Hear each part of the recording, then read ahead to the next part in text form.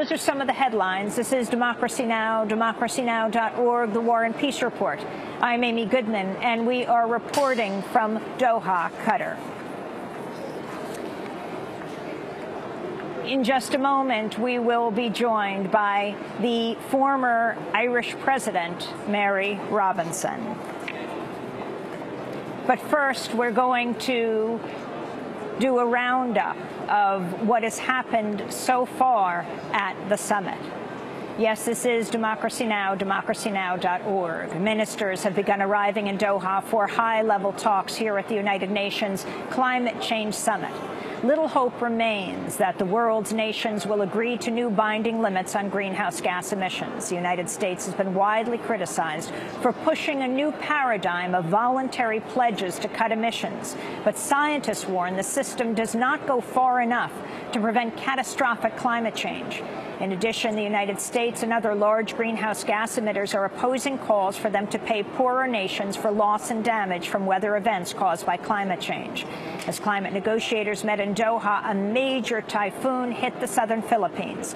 Typhoon Bopha is the most southerly typhoon ever recorded in the western Pacific. At least 40,000 people were evacuated from their homes. Preliminary reports say at least 6 people have died. Meanwhile, parts of the Caribbean and New York, New Jersey region are still recovering from devastating Hurricane Sandy. A new poll by Siena College found 69% of New York residents now believe climate change is real after the storm. The storm does not, however, appear to have shifted the Obama administration's stance opposing binding target emissions. On Monday, the U.S. Climate Change Negotiator Todd Stern took questions for the first time from reporters at the conference. Expectations are obviously very high for the U.S. right now, especially after the election.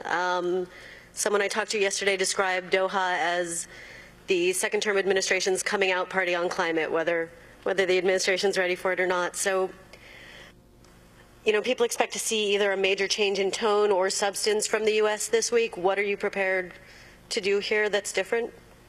Thanks. Well, look, I don't know if I would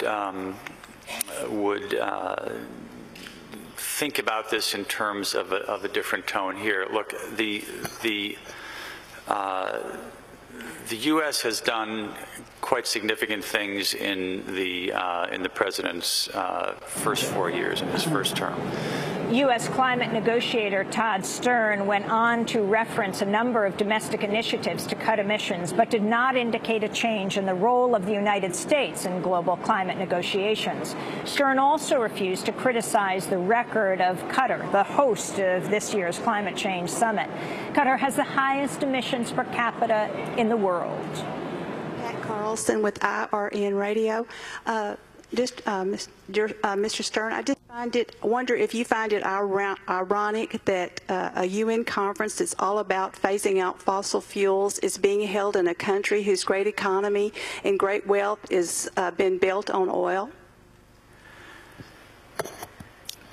Well, no, I don't find it ironic. I'm pleased by the hospitality that the Qataris are extending, and I think, look, I'm not one that's going to throw stones at countries in this region who produce fossil fuel that has helped fuel the world economy and has been important, undeniably. I think it is quite a good thing and a thing that should be encouraged when you see countries in this region starting to take real affirmative steps in the direction of developing alternatives and using some of that wealth to develop alternatives, and that is starting to happen in this region. U.S. Special Envoy for Climate Change Todd Stern. Thanks so much for watching this report from Democracy Now!, your daily independent global news hour. We don't accept advertising or corporate funding, but rather rely on donations from viewers like you. Please make your contribution by visiting democracynow.org. We need your support today to keep bringing you this hard-hitting, in-depth reporting.